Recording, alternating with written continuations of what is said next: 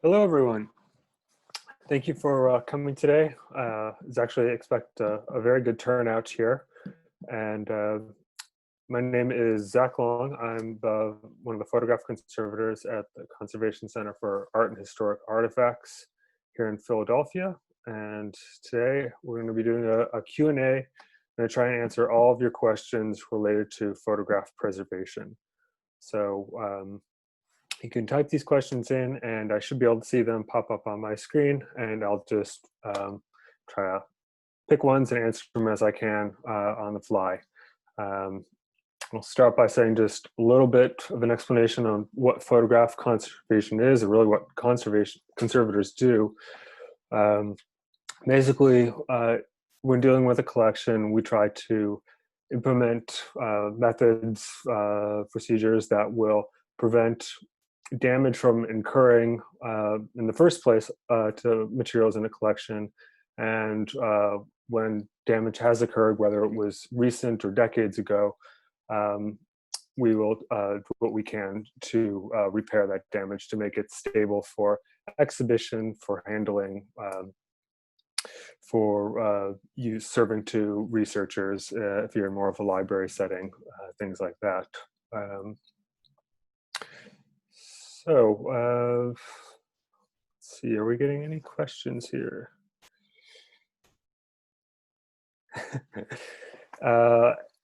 First question here is, any opinions or recommendations on humidifying panoramic photographs? We deal with quite a few panoramas at CCAHA, a couple hundred a year, it seems like. And anytime the panoramas were frequently rolled in the past, sometimes quite tightly. They can be very long. They can be 5 feet or more long. And so very common for them to be rolled up to be a few inches in diameter in a tube form and stored that way. Humidifying them is the main way that we unroll them to flatten them. If you try and just force a panorama open, you'll form these cupped cracks that occur at a regular frequency based on how tight of a diameter that roll was to begin with. So that damage is actually quite frequent to see in collections and materials that come into us. It's unfortunate because it's something that really extends the conservation treatment. If it's just a rolled panorama, humidifying it, it'll relax and we can unroll it and flatten it, and it'll be dry. But when someone's forced that open, they've often caused all sorts of tears and breaks that then have to go in, and it really adds to the treatment and makes the photograph a lot weaker. So yes, it's a go-to treatment, I would say, humidifying panoramas. And we have other questions here.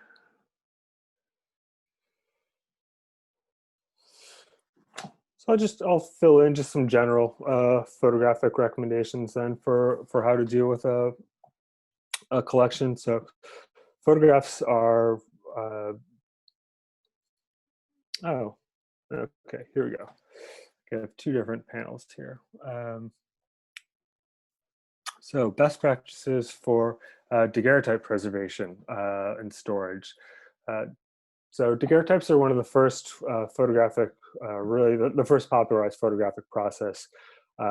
These little images that are on a polished silver plate, and it's a very fragile image. Keeping them in their cases, as the cases that they're designed that were put around them to begin with, is a great source of protection for a daguerreotype. You have a seal on them that restricts airflow in. For bare plates, we definitely want to rehouse the plate. Do a modern plate using frequently used borosilicate glass, which is a fairly stable glass.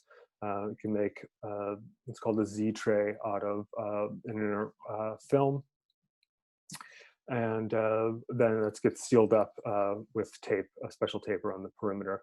And that does a pretty great job for preserving daguerreotypes, and then just trying to keep the humidity low so moisture does not infiltrate the seal that you put on.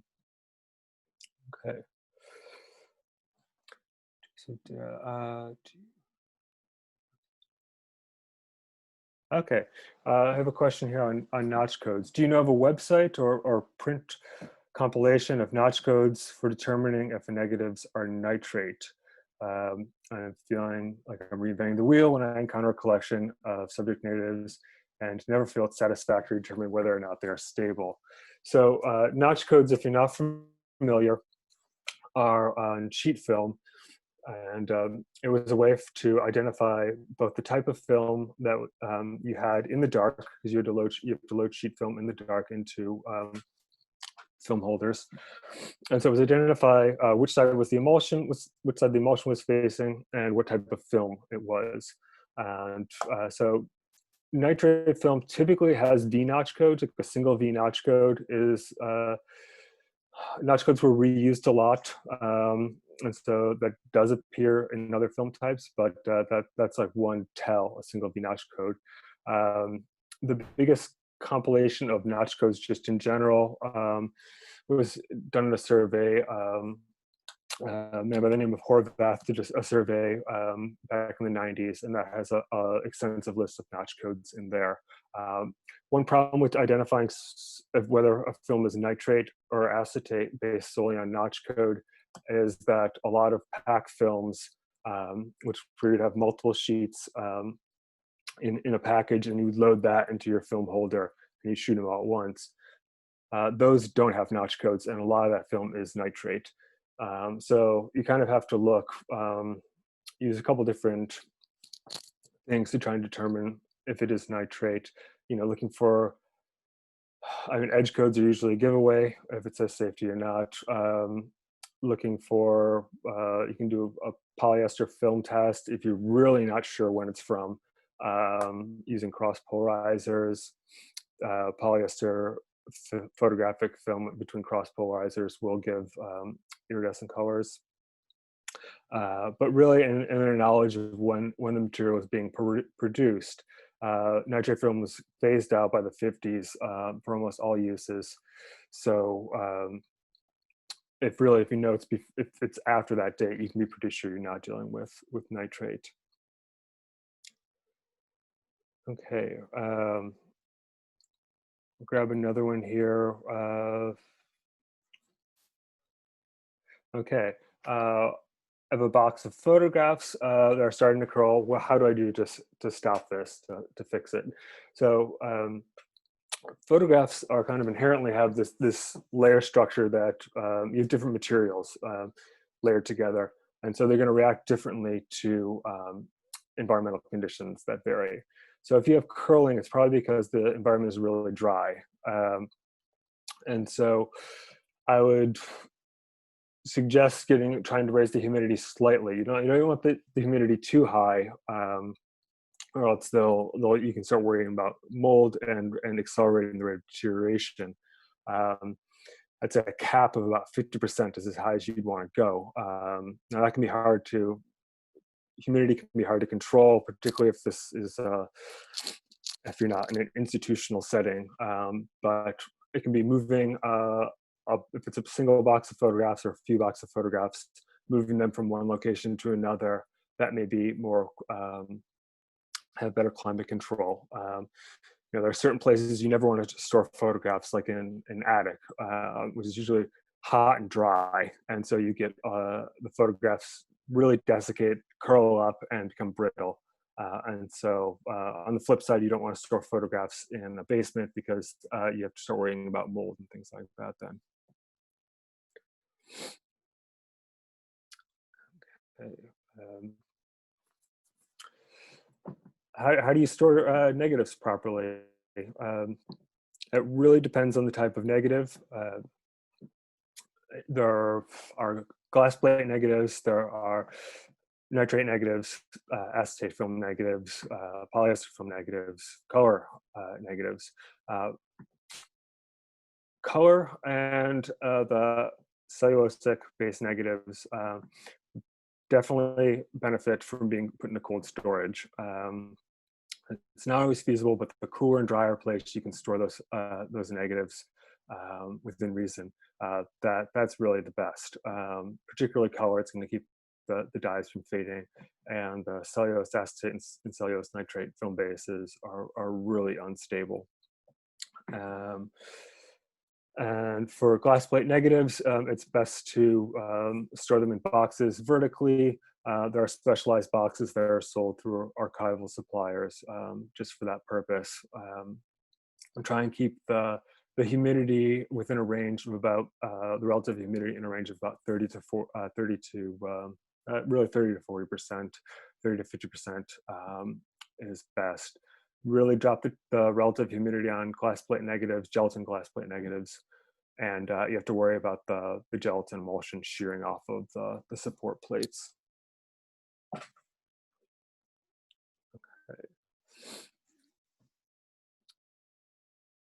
Grab another one here.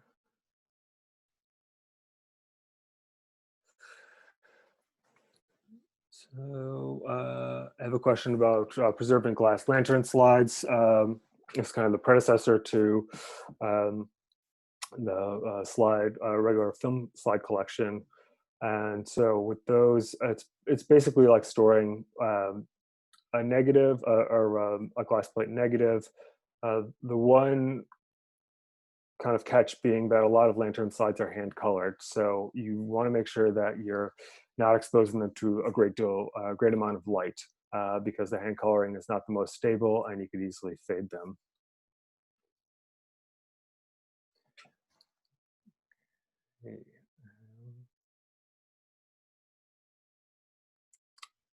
Okay.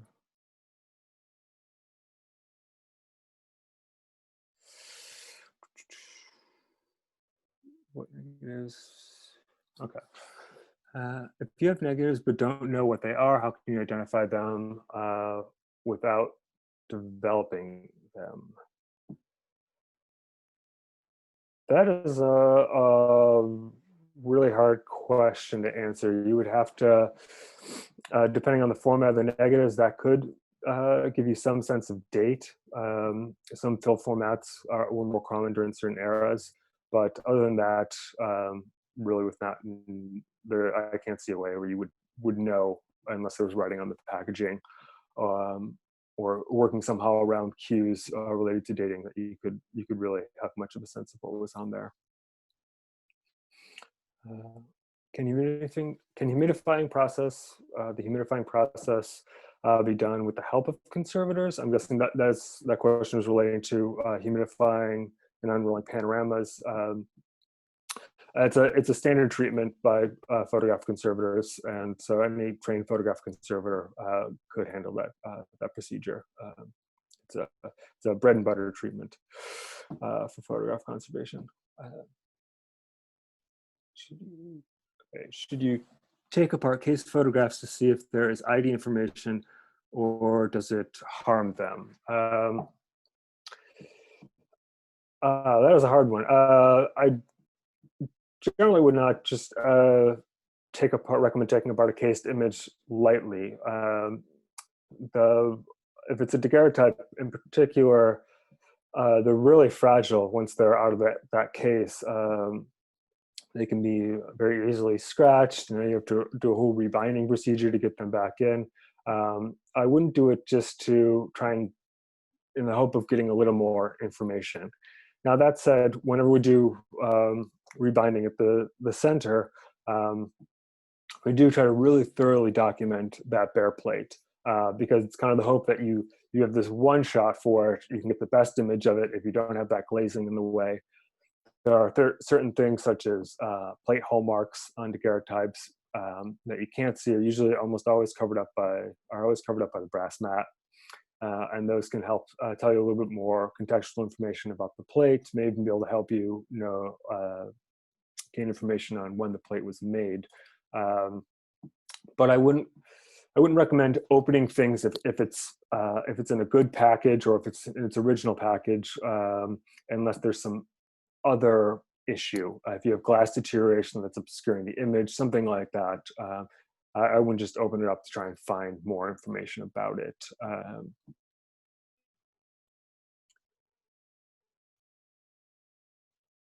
Okay. I have a question here on how do you treat mold on negatives? Uh, so it would depend if we're talking about from an active stage of mold growth, or if it's kind of long dead mold. Mold is really only growing at a relatively high relative humidity. So above 70%, basically 60–70% is when you have to worry about mold growth. Um, and so if we can control that environment, or that relative humidity, drop that humidity to an acceptable range, that mold's going to stop growing. So that'd be the first step.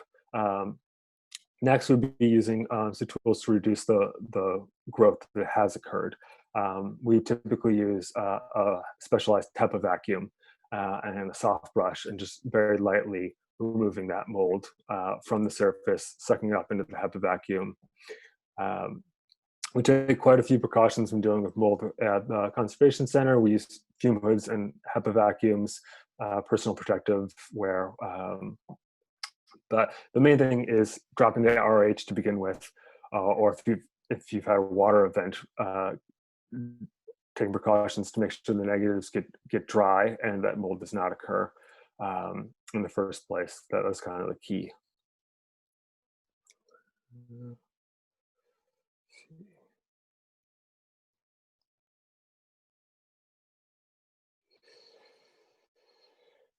Let's try and grab some later questions here.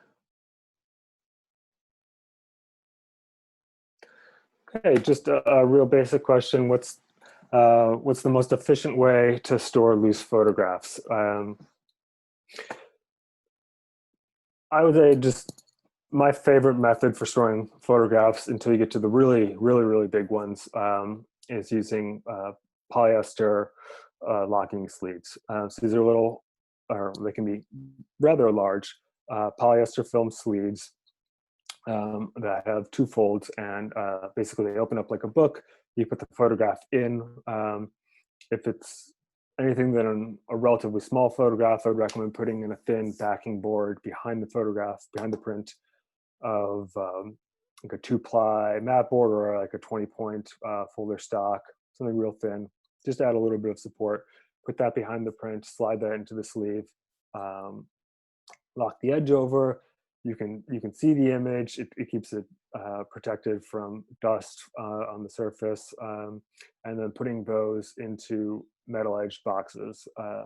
So these are acid and lignin-free paperboard boxes that have little crimped metal fasteners in the corners, and that's kind of the most inexpensive and best way just to store for most photographs.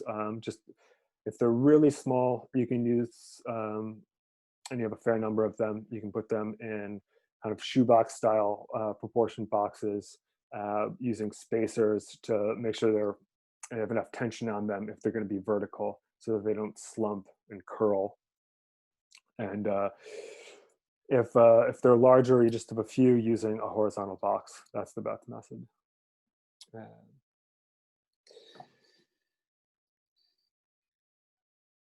Okay.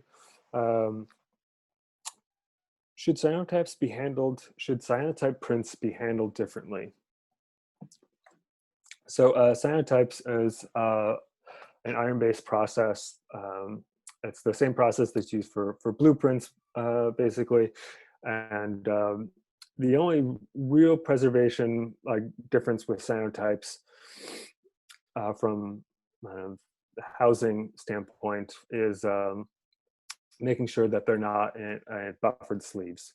Cyanotype is one of the very few processes, really the main process, where, because of the colorant, which is Prussian blue pigment that's forming the image, it's pH sensitive, and if you don't want to go too alkaline, or it starts to decolor the pigment.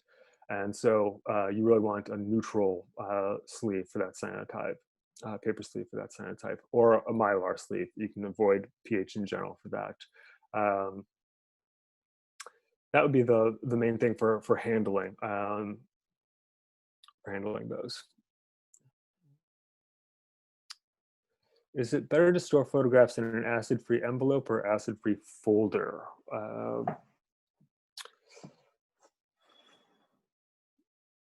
I'd say it's really, it depends on the size of the photograph. I would go with um, envelopes for the most part. Envelopes or sleeves that have side seams. So instead of, you don't want to use an envelope like a mailing envelope that has a glue seam right down the middle of it. You, that will cause, it acts a little bit as a barrier and it pulls in moisture and it can cause a line following that sleeve, a line in the image right along where that seam is. So side sleeves are important. Folders are fine too. Really making sure you're with a good quality paper is the main thing. So with photographic materials, it's not just enough to be acid free, it has to be lignin free as well. And ideally it should pass the photographic activity test. So that's an accelerated aging test. They can tell how a photograph's going to, a material, housing material is going to interact with the photographic image. And so you'll see on certain archival suppliers' website, they'll often say, passes the PAT, or passes the photographic activity test. And that would be the main thing I would look for when selecting a housing material.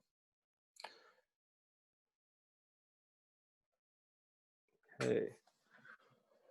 We're moving a 500,000 plus photograph collection. Currently we're in one space and we have the humidity set at 35 RH and the temperature at 65. We have separate storage and public service area in the new location, requested 35 RH and the temperature below 60 in the storage. It's a working collection. Does this seem reasonable? Yes, it does seem as be very good storage conditions the only thing I could see being a problem. 60 degrees is quite cold if people are actually working in there. Might be a bit problematic for their comfort. And just the space that you're pulling, where you're going from the low temperature storage area to the area they might be served in, just making sure you don't get anywhere close to crossing the dew point. And so if that sounds like, if it's a tightly controlled space, but then your reading room fluctuates wildly with the seasons, you want to make sure that in summer you don't end up crossing the dew point where you have like a spike on a really hot, humid day. But other than that, those are, if you can hold 35% RH, that's perfect. And lower the temperature is great.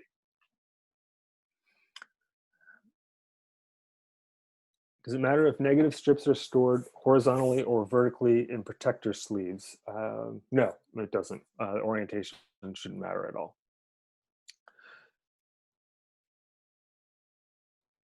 Uh, is there a simple way to remove a modern photograph from glass inside a frame when moisture has been introduced? This is a common problem. It's called blocking. And no, there is usually not a simple way to remove that photograph. And sometimes it can't be removed by almost any means.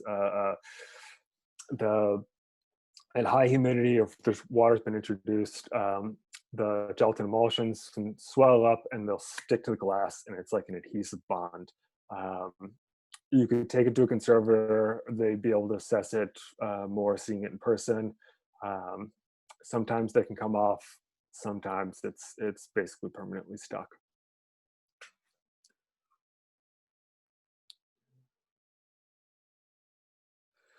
What is the best cleaning product to use on glass lantern slides?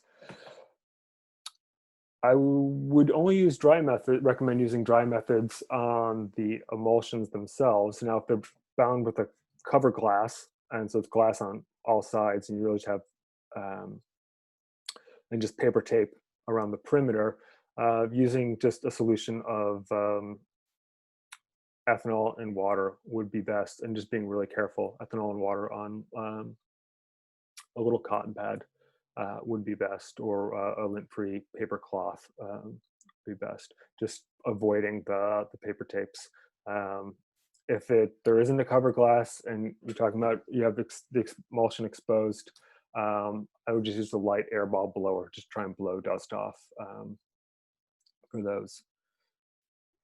I have a question to explain on what I mean by crossing the dew point and what will happen if you do. So this goes back to the storage environment. The dew point is when, or if you cross the dew point, you get condensation, is kind of the short answer there. And if you're not careful moving photographic materials or any materials from a really cold environment like cold storage or a fridge, and pulling them out into a humid environment, you'll cross the dew point, which varies based on the conditions, the humidity in the environment you're bringing the object out into. And if you cross the dew point, you get moisture condensing on the object from the colder environment, and that's really dangerous because you now have liquid water on your object, which is no good. You can package materials, you can package whole boxes, you can build acclimatization rooms to avoid having that happen. So you can put a box, photographs, prepare it in a sealed bag, and so that you can bring it out of your cold environment, and you let that acclimatize so the water is kind of condensing on the outside of the bag but not causing any issues on the objects themselves. And then after about a day, you can open up the bag and pull the objects out, and it'll be fine. And if you want to know the exact, if you're worried about crossing the dew point, you can use a little calculator on a website called DPCalc. It was programmed by the Image Permanence Institute, and so you can enter your relative humidity and your temperature, and it'll spit out what the dew point temperature is, so you can be sure. Okay. I have a question on what is the best way to preserve photographs in a scrapbook. So there's I'd say there's a bit of a curatorial input you need on that one, or owner input, because as a conservator, sometimes the photographs could be better preserved if they were removed from the scrapbook. Historic scrapbooks often are made with poor quality paper, and the bindings are they're kind of cheaply made, and the bindings can be falling apart. So there's almost the inclination to pull the photographs out and put them in some new sort of housing. But in doing that, you lose all of the historical context, and you kind of ruin it as an object. So really, for the best way to preserve a scrapbook, I would say, is just doing what you can to, if there's any like leather on it, depending on the age of it, you consolidate. You can have the leather consolidated if it has red rot. You can put the scrapbook in a box, trying to keep dust off of it. But I wouldn't tear apart a scrapbook. I think the context of all those photographs being together is more important, and is at too risk of being lost if you start pulling it apart. Now, some scrapbooks do kind of want to destroy themselves. There are magnetic albums, which you could kind of is a type of scrapbook, where they're basically photographs are stuck onto an adhesive sheet, and that adhesive fails often, and the photographs can start sliding out, and you can pick one up and the photographs drop onto the ground. Now, in a case like that, I would say, re-sleeve the photographs, try and put them together and retain some context, but I would replace that material, that kind of style of album scrapbook. Okay. A question on what photograph formats should you not scan? The one that immediately comes to mind that I wouldn't put in a flatbed scanner is crayon enlargements, convex crayon enlargements. There's a popular portrait style in the 19th century, and they're often on these bowed convex sheets.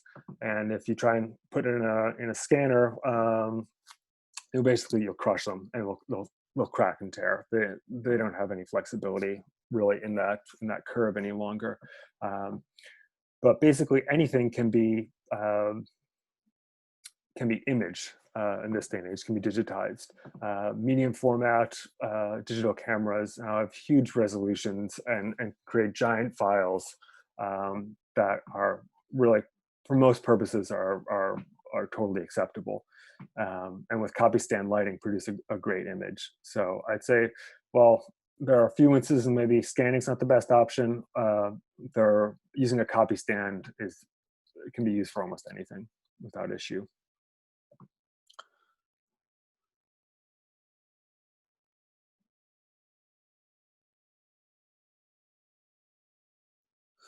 Okay. Let's see, another question here. What is the best method for humidifying a small albumen print rolled up and then are they on a screen of tray over water covered? Albumen prints roll up very, very tightly. They can end up looking like cigarettes often. They're rolled so tight. Be best humidified in a tray. I don't like to encourage DIY treatments because there are certain things that a conservator knows to look out for. So I would generally recommend, particularly with an albumen print, so that's going to be 19th century, to take it to a photograph conservator. Most humidification treatments aren't that involved, so it's not going to be really laborious treatment, and so shouldn't be terribly expensive. Okay. Do you use a chemical treatment to stop or restore fading of black and white photographs? No, photograph conservators have gone away from chemical treatments for the most part. And there are treatments that exist, chemical treatments that exist to kind of revive faded prints. They are all extremely high risk, though.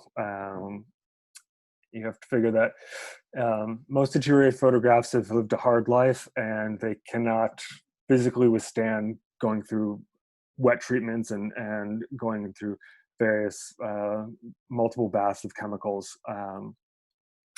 And the way silver deteriorates, you have in a developed silver gelatin print, you have this filamentary kind of strand-like silver, a string of silver, and as that deterioration happens, it breaks apart, and you get this diffusion of little silver ions that then react with other things. And so if you there's no way to reverse that action. There's no way to get silver that's diffused up onto the top of the emulsion and you be noticeable as silver mirroring, to get that to go back to where it was on that filament. And so even if you did bring that image back, you probably end up with something that's a little more diffuse. But for the most part, you can't do it because the emulsions just start to fall apart under those conditions. So in cases like that, when it's really bad, we'll sometimes recommend that a digital restoration be done, just to up the contrast of the image.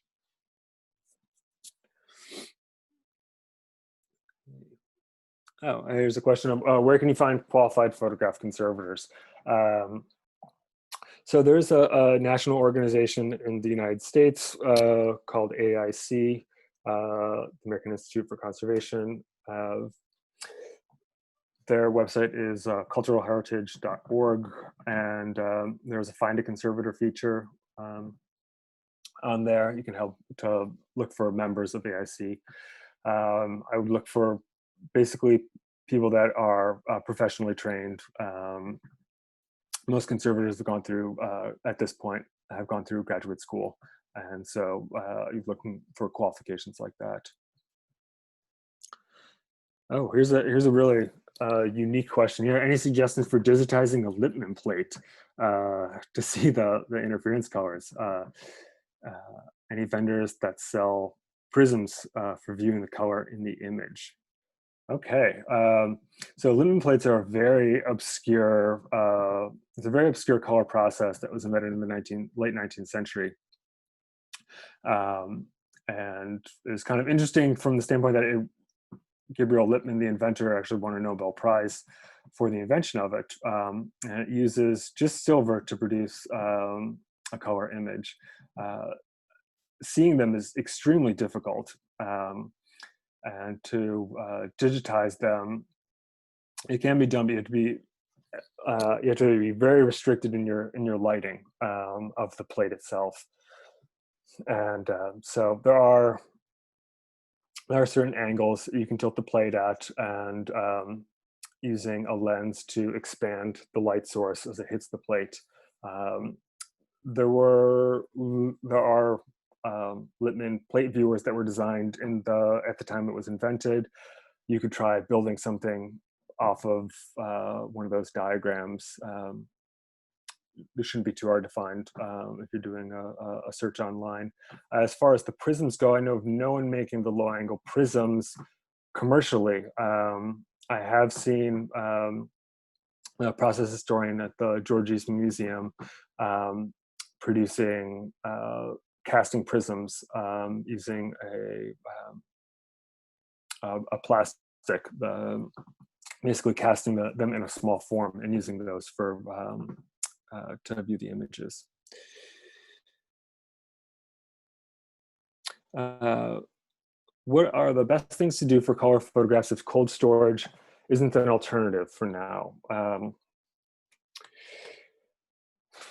The colder and the drier the environment you can get, if you can get the relative humidity down to, if you have control over the relative humidity, you can get that down to like 30-35%, and just as cool as you can get.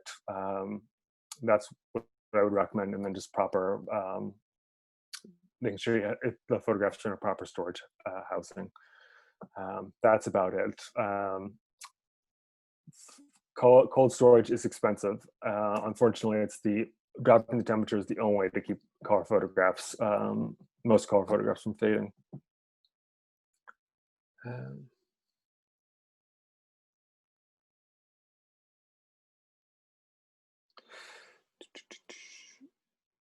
Grab some more here.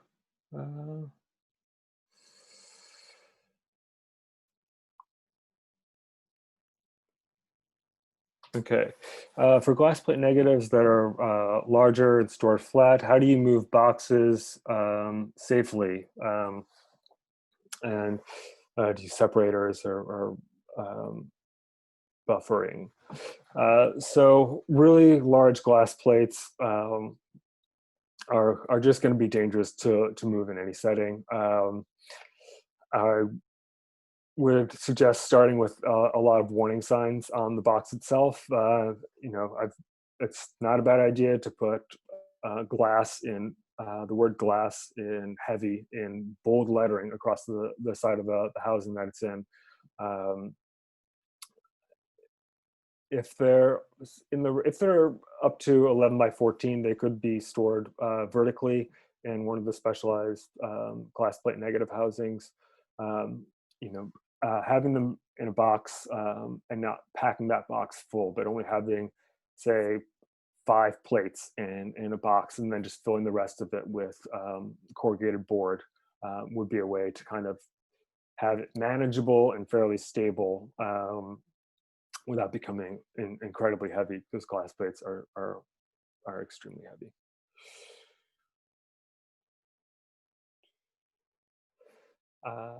Regarding the mold, do you have a DIY way for deodorizing negatives and prints that have come from basements?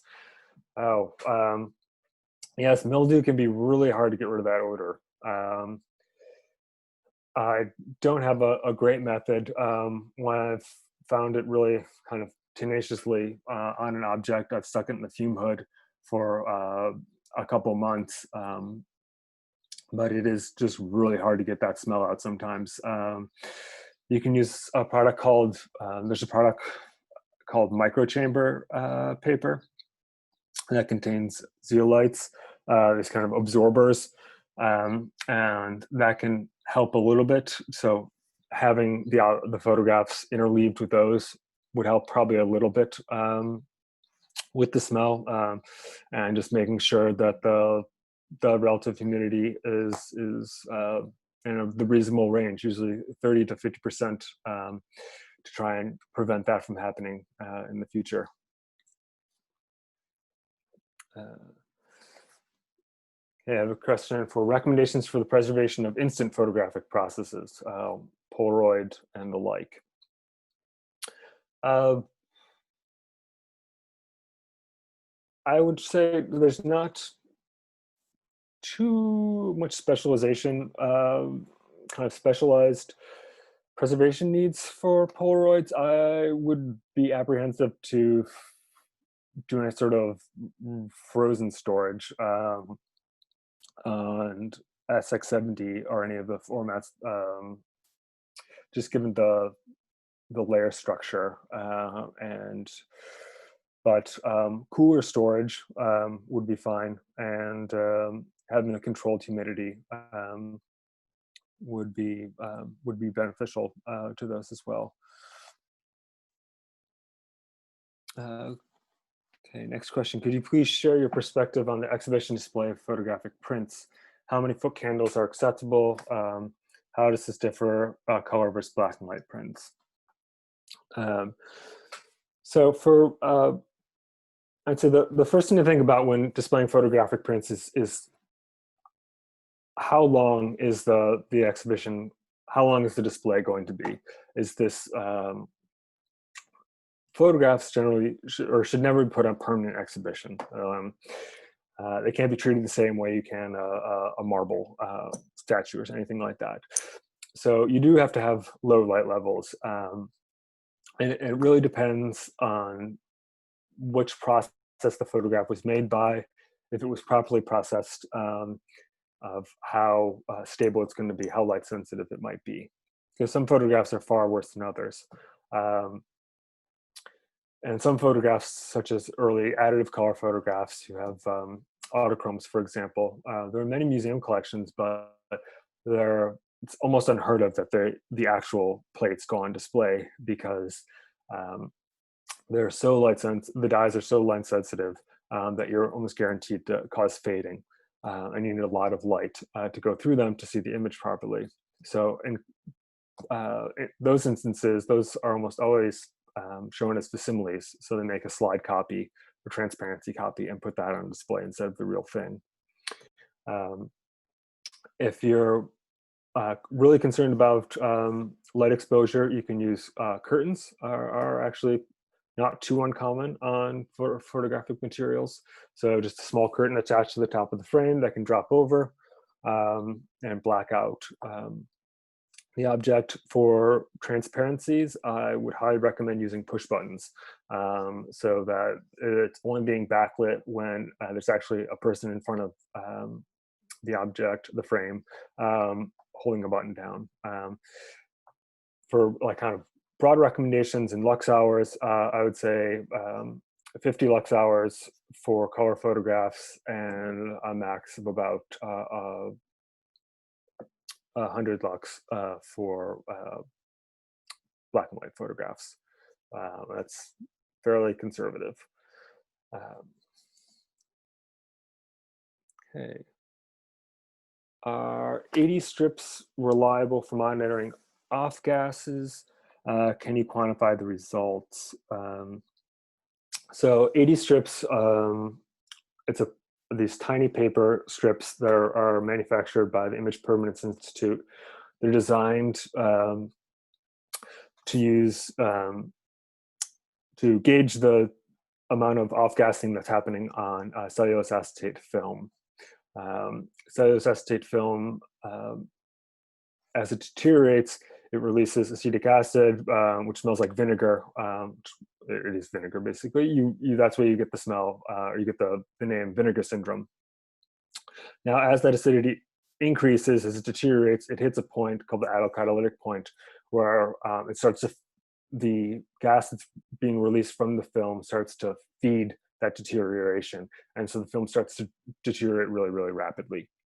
80 strips are great for monitoring acetate film, and knowing if you're, how close you're coming up to the autocatalytic point can help you prioritize films for cold storage, and can help really make a point of the necessary, or make a point to other people in your institution that this needs to be prioritized, that you're kind of on the edge of a cliff.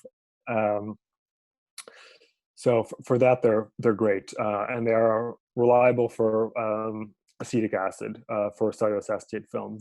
People have tried using them for other things, and I can't say, and I don't think IPI would say that they would necessarily recommend them testing for other off-gassing acids or things like that.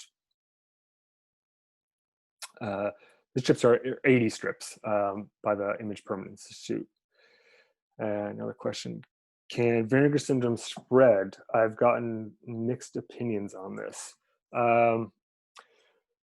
Well, vinegar syndrome is going to be affecting, if the can is not sealed, if the film is not sealed, it's going to be negatively affecting other objects that are nearby. And so if you have vinegar film, you should try to isolate it and really get that into cold storage as quickly as possible. Let's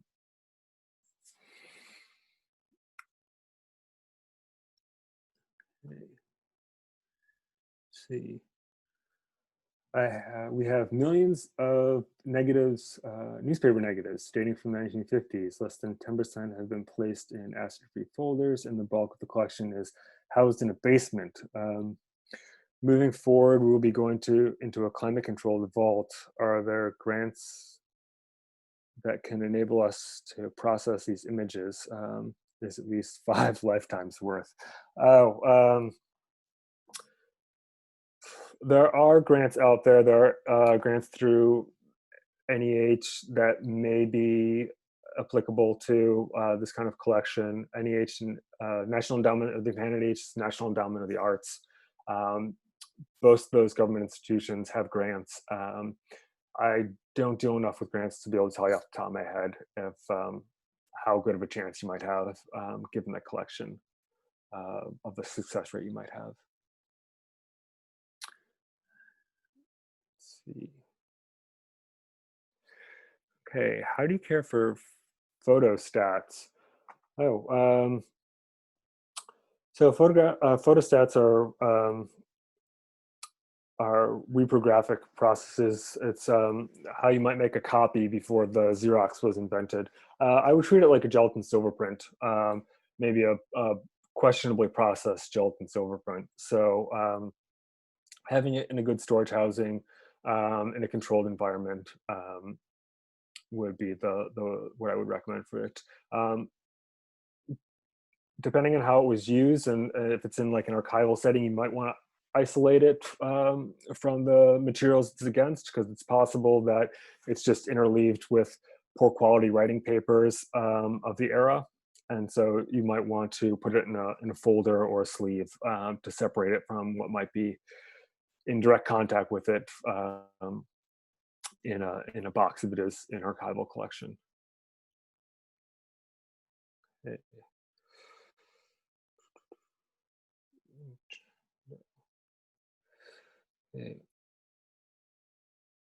What is the best way to store modern film? 35 millimeter negatives. Cold storage would still be best, particularly if they're chromogenic, so color, 35 millimeter negatives. Cold storage would be best. So you have to pack them up in a special way. You have to use vapor barrier films, but getting them into a sealed box and into a freezer of some sort would be best for the long term. There are instructions for one of the simpler cold storage wrapping methods through the National Park Service. Let's see.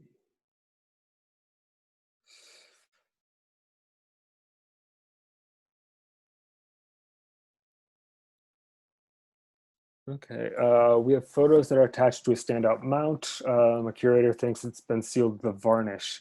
Um, can a conservator remove the photo from the mount, and is it an easy process?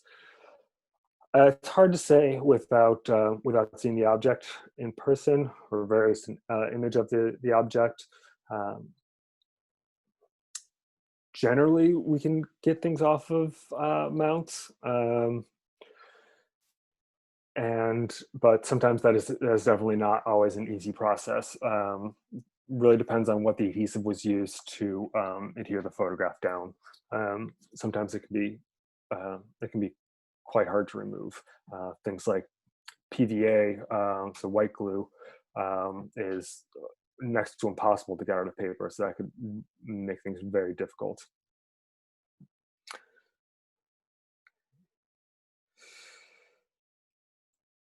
I have a question here. Is there a way to prevent photographic negatives from liquefying? I'm guessing you're maybe talking about nitrate deterioration and how it gets kind of goopy, or maybe plasticizer coming out of old photographic films.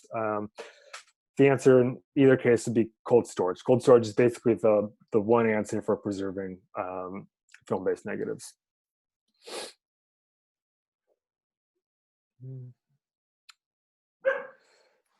We have, okay, another question.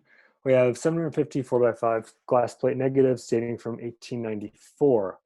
They're currently stored in their original brown negative sleeves that contain vital information on the negatives.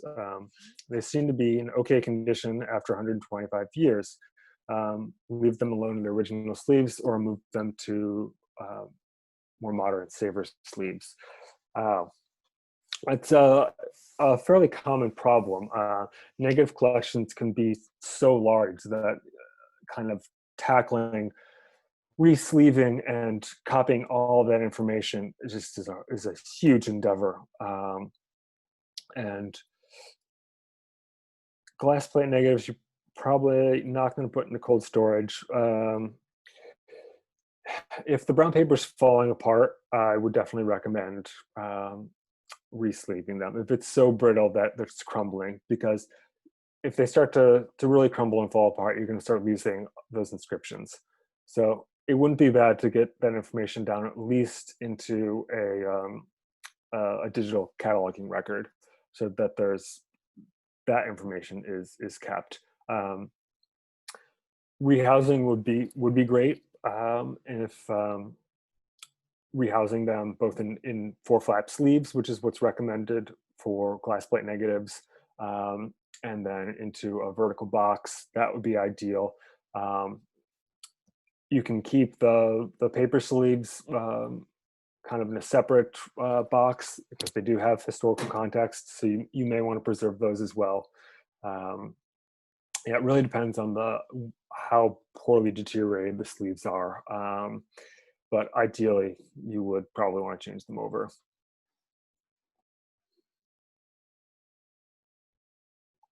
Go back for some more questions.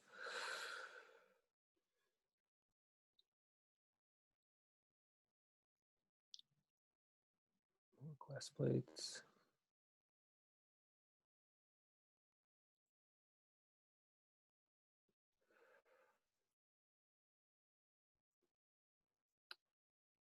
Kind of coming back up to the top here to see if I've missed some. We got a heavy flow at the beginning.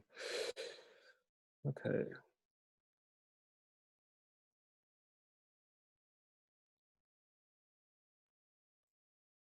And okay, going back up more towards the top, the best practice for housing photographs mounted on acidic backing. Should they be removed from the backings or housed in Mylar sleeves? It depends on how they're adhered to that backing. So um, if it's the original mount, I certainly never would recommend just removing it, particularly if it's an artistic work and not just more of an archival photograph. Um, if Because original kind of context for an artistic work is particularly important, and depending on how they're mounted, if it's mounted with dry mount tissue, for example, that dry mount tissues are a pretty good barrier, and between the print itself and the backing, and the mount.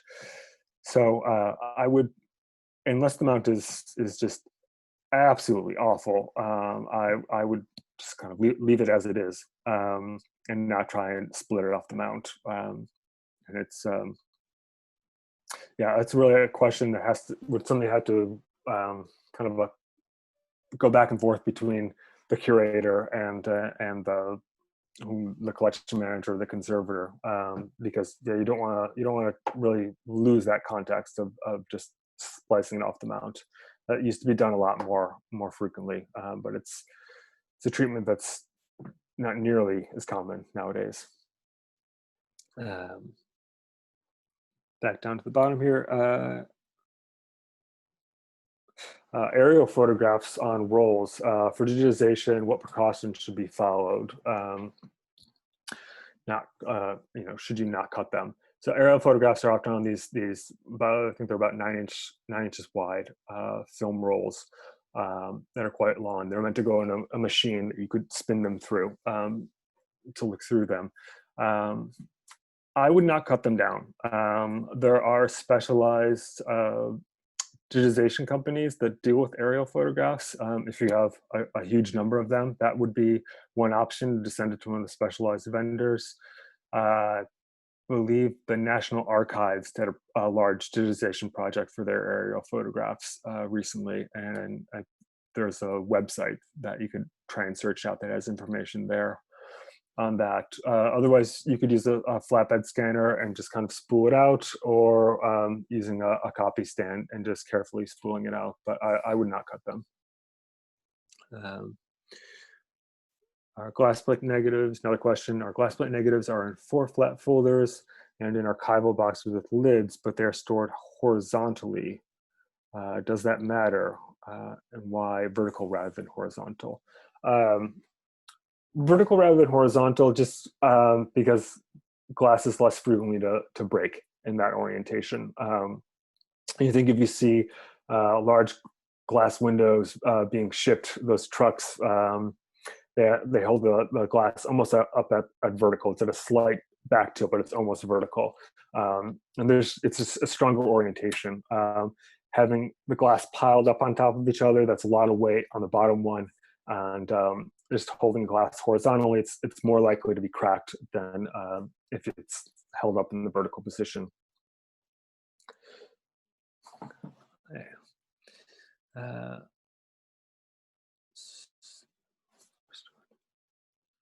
We have time for 1 or 2 more questions here.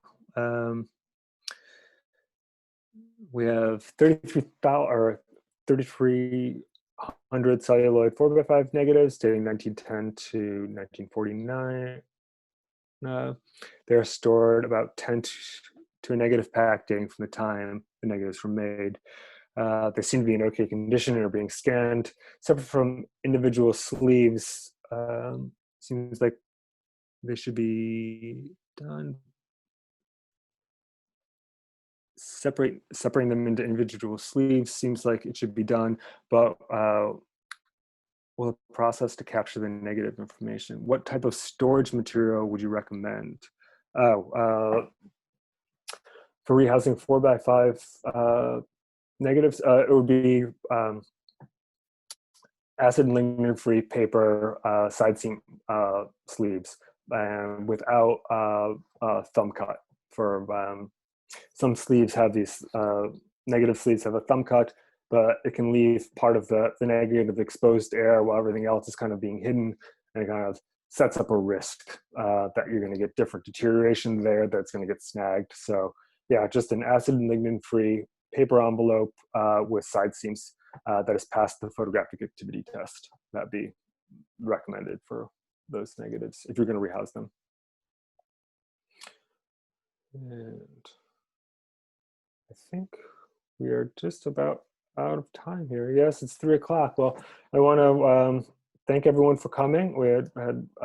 I was amazed at the amount of attendees we got. So I hope I got to all of your questions. If not, feel free to contact me through CCAHA's website. I'd be happy to answer more. Kind of skipped around a little bit because some came in really fast, but I hope I didn't miss anyone. Thank you.